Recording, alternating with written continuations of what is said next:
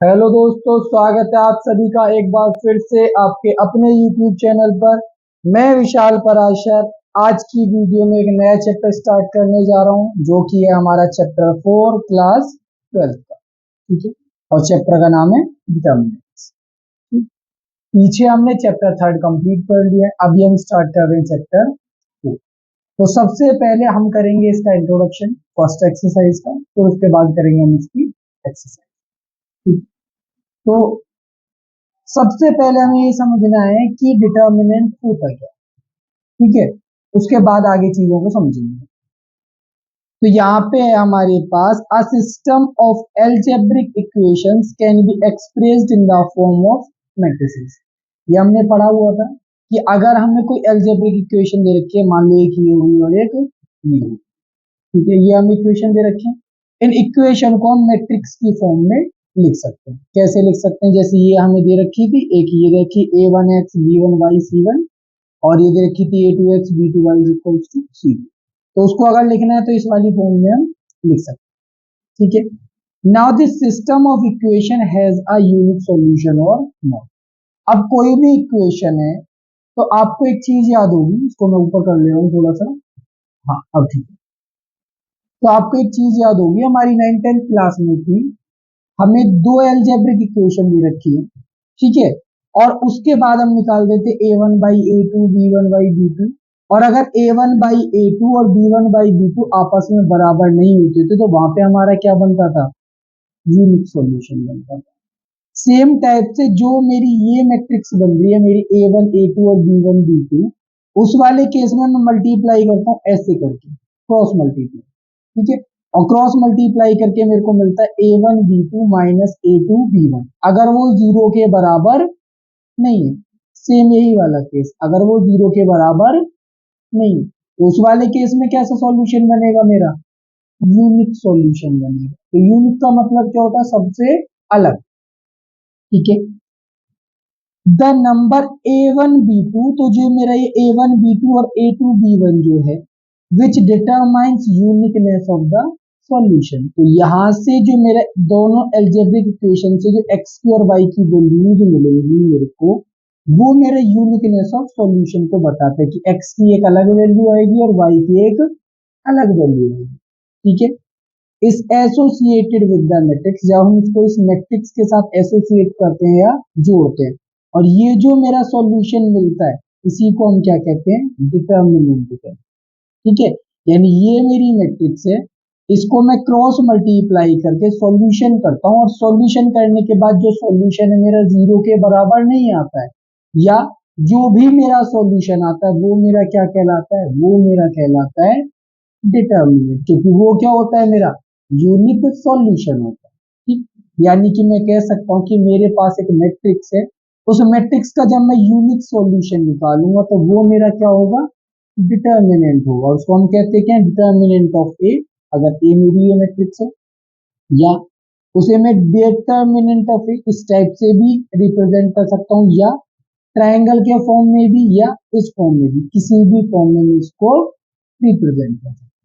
तो determinant of ए का मतलब है मेरे पास एक मैट्रिक्स है, उस मैट्रिक्स का जो मैं यूनिक सॉल्यूशन निकालूंगा वो मेरा क्या होता है? डिटर्मिनेंट होता है। अब इसके लिए हमें दो कंडीशन दे रखी है या दो बातें बताई गई हैं, वो क्या है?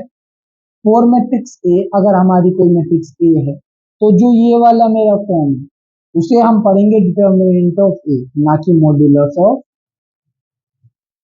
पहली बात, डिटर्मिनेंट वाले चैप्टर में अगर मेरे पास ए कोई मैट्रिक्स है और इस टाइप से मेरे को कहीं मिलता है तो उसको हम क्या पढ़ेंगे? Determinant of. दूसरी बात, only square matrices have determinant, सिर्फ स्क्वायर मैट्रिसेस का ही डिटर्मिनेंट फाइंड कर सकते हैं हम। किसी भी रेक्टेंगुलर मैट्रिक्स का, यानी कि कोई भी मैट्रिक्स है, अगर उसमें नंबर ऑफ रोज और नंबर ऑफ कॉलम बराबर नहीं है तो हम उसका डिटर्मिनेंट फाइंड नहीं कर सकते।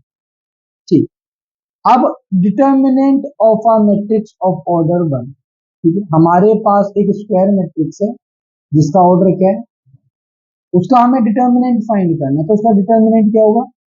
लेट ए हमारे पास एक मैट्रिक्स है जिसका ऑर्डर क्या है? 1, और उसका एलिमेंट क्या है हमारे पास? ए। तो उसका जो डिटर्मिनेंट होगा ना वो भी सिर्फ क्या होगा, इक्वल टू ए होगा। क्योंकि मैंने अभी आपको बताया था क्रॉस मल्टीप्लाई है, तो क्रॉस मल्टीप्लाई का ऑप्शन हमारे पास अवेलेबल नहीं है।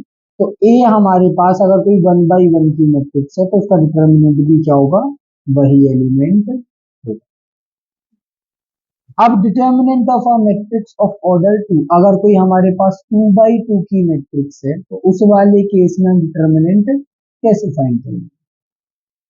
तो 2/2 की मैट्रिक्स का डिटर्मिनेंट फाइंड करने के लिए पहली बात तो मैट्रिक्स ये, और डिटर्मिनेंट ऑफ ए अगर हमें निकालना तो उसको हम ये वाली फॉर्म में, तो डिटर्मिनेंट ऑफ ए क्या हो जाएगा, दोनों का क्रॉस मल्टीप्लाई और बीच में क्या, माइनस। एक एग्जांपल ले ले रहा हूं मैं इसके लिए। मान लो मेरे पास एक मैट्रिक्स है जिसके एलिमेंट हो गए 1 2 3 और 2। ठीक, इसका मेरे को निकालना है डिटर्मिनेंट। तो कैसे, मैंने अभी बताया क्रॉस मल्टीप्लाई करेंगे और फिर क्या करेंगे, माइनस। 4 1 जा 4 और 3 2 जा, तो डिटर्मिनेंट ऑफ ए कितना हो जाएगा, यहाँ से डिटर्मिनेंट ऑफ ए हो जाएगा हमारे पास माइनस।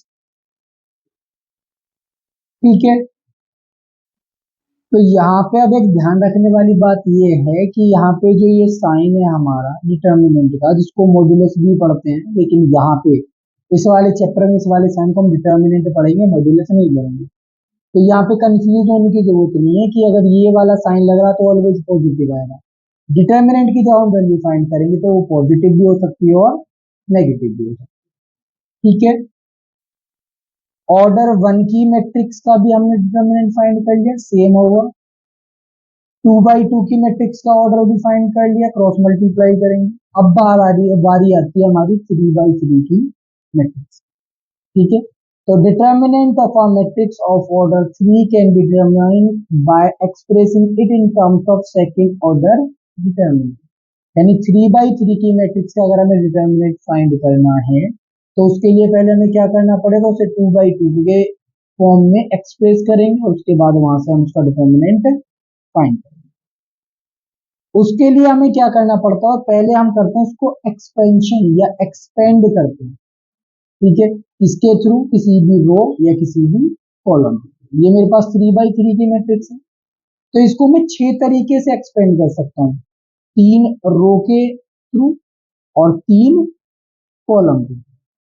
ठीक है, कोई सी भी रो कोई से भी कॉलम के थ्रू अगर मैं इसको एक्सपेंड करूंगा तो मेरा आंसर ऑलवेज क्या आएगा, सेम। डिटर्मिनेंट की वैल्यू में कोई भी चेंज नहीं आएगा, चाहे हम उसे किसी भी रो के थ्रू एक्सपेंड करें या किसी भी कॉलम के थ्रू एक्सपेंड। ठीक है, अब ये एक्सपेंशन क्या होता है या एक्सपेंड करना क्या होता है और कैसे करते हैं वो हम सीखते हैं। तो यहाँ पे मैंने ले रखा है एक्सपेंशन अलोंग फर्स्ट रो। मैं फर्स्ट रो के इसको अलोंग एक्सपेंड करता हूँ, जिसके एलिमेंट है मेरे पास A11 12 और 1। अब मैं इसको कर रहा हूँ A11 के अलोंग, तो A11 के लिए जो मेरा साइन डिसाइड होगा वो होता है इसकी प्लेस के अकॉर्डिंग। तो -1 की पावर जो मेरी इसकी प्लेस है 1 1, फर्स्ट रो का फर्स्ट वाला एलिमेंट, तो 1 + 1, तो इसकी पावर क्या होगी, प्लस का 2 होगी। तो प्लस के 2 वाले केस में ये माइनस का 1 क्या हो जाएगा, +1, यानी पहला वाला जो एलिमेंट आएगा वो मेरा क्या आएगा, पॉजिटिव आएगा। और साथ में क्या आएगा, A11।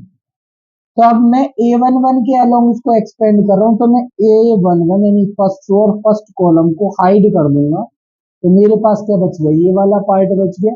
इस वाले पार्ट को मैं कर लूंगा कैलकुलेट। कैलकुलेट कैसे करते हैं, वो इससे क्रॉस मल्टीप्लाई करते हैं, यानी A22 को मल्टीप्लाई करूंगा मैं A33 से, फिर माइनस करूंगा A23 को A32 के प्रोडक्ट।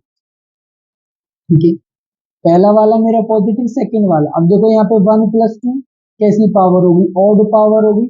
ऑड के केस में क्या आएगा, माइनस, तो पहला प्लस और दूसरा माइनस, इसके साथ मल्टीप्लाई करेंगे 1 2 के साथ, यानी फर्स्ट वाली रो को हाइड करेंगे, सेकंड वाले कॉलम को हाइड करेंगे। बचा क्या मेरे पास, 2 1 2 3 2 1 2 3 और 3 1 3 3 1 3 3।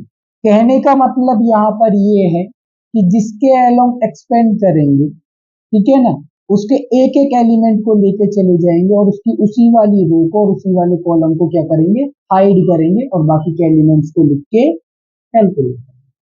ठीक है, इसके लिए मैं लेता हूं एक एग्जांपल और उसके थ्रू मैं आपको यहाँ पे समझा। ठीक है, अब यहाँ पे हमारे पास एक मैट्रिक्स है एक, ठीक है, जिसके एलिमेंट है 2 3 4 3 4 5 और 4 5 6। इसका हमें फाइंड करना है डिटरमिनेंट। तो किसी भी रो किसी भी कॉलम के अलोंग इसको एक्सपेंड कर सकते हैं। तो मैंने लेट किया कि मैं इसको थर्ड वाले कॉलम के अलोंग करता हूँ एक्सपेंड। ठीक है, तो सबसे पहले पहला एलिमेंट क्या है मेरे पास 4, लेकिन ये प्लस होगा कि माइनस होगा कैसे पता करेंगे, इसकी प्लेस पता करो। 1 1 1 2 और 1 3।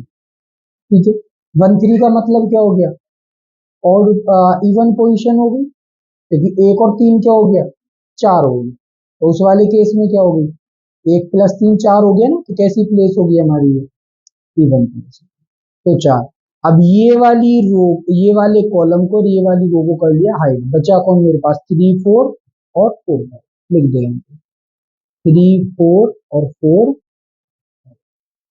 कॉलम के अलोंग कर रहे हैं। सेकंड वाला एलिमेंट कौन है हमारे पास 5, इसकी प्लेस क्या होगी सेकंड वाली रो का थर्ड वाला एलिमेंट। तो 2 + 3 क्या हो गया 5, तो ये क्या हो जाएगा माइनस हो जाएगा। इस वाले केस में ये वाली रो और ये वाला कॉलम, तो बचा कौन मेरे पास 2 3 4 5। लास्ट वाला एलिमेंट कौन है 6, इसकी प्लेस क्या है 3 3, तो ये क्या हो जाएगा प्लस। इसमें ध्यान रखना प्लस माइनस प्लस, अगर पहला माइनस होता तो फिर ये प्लस होता और ये माइनस होता। ठीक है, चलो अब ये वाली रो और ये वाला कॉलम, देखिए ये वाला एलिमेंट लिया तो इसके सामने की रो और इसके सामने का कॉलम हाइड कर दिया, बचा कौन 2 3 और 3 4। अब इसको सॉल्व करते हैं, करो।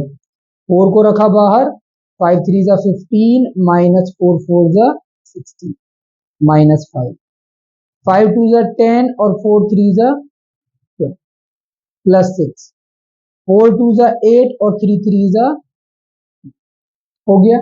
कैलकुलेट कर लो, ये 4 हो गया, ये -1 हो गया, ये -5 हो गया, ये -2 हो गया, ये +6 हो गया और ये -1। तो ये हो गया -4, ये हो गया प्लस का 10 और ये हो गया माइनस का 6। सॉल्यूशन करा तो क्या आ गया 0। तो डिटर्मिनेंट ऑफ ए क्या है हमारा यहाँ पे 0 है। ठीक है, तो अब यहाँ पे कुछ हमारे रिमार्क्स दे रखे हैं, रिमार्क्स को पढ़ ले रहे हैं यहाँ पे हम। ठीक है, ये हो गया। ठीक, तो पहले नंबर पे दे रखा है for easier calculation we shall expand the determinant along that row or column which contains maximum number of 0।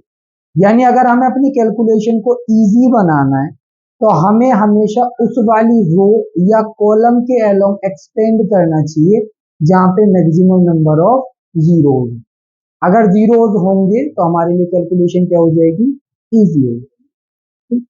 दूसरी बात, while expanding instead of multiplying by -1 to the power I plus j, जैसे कि मैं अभी आपको बता रहा था even place odd place type, we can multiply by +1 or -1 according to I plus j is even or odd।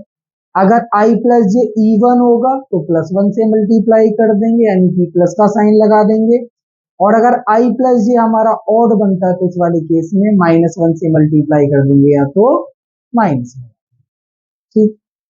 In general if a is equals to k into b, यानी एक से आपने किसी a जो हमारी मैट्रिक्स है वो k b के बराबर है, तो उस वाले केस में जो उसका डिटर्मिनेंट निकालेंगे वो दूसरे वाले के डिटर्मिनेंट के k की पावर में आएगा। यहाँ पे n क्या होगा हमारा दोनों मैट्रिक्स का ऑर्डर। ठीक है, तो a और b जो मेरी मैट्रिक्स है दोनों बराबर होंगे। ठीक है, दोनों बराबर है तो यानी दोनों का ऑर्डर सेम होगा, ऑब्वियस सी बात है। तो यहाँ पे जो मेरा k होगा उसकी पावर में चेंजेस आ जाएंगे और जो मेरे b का डिटर्मिनेंट होगा वो सेम। ठीक है जी, तो था हमारा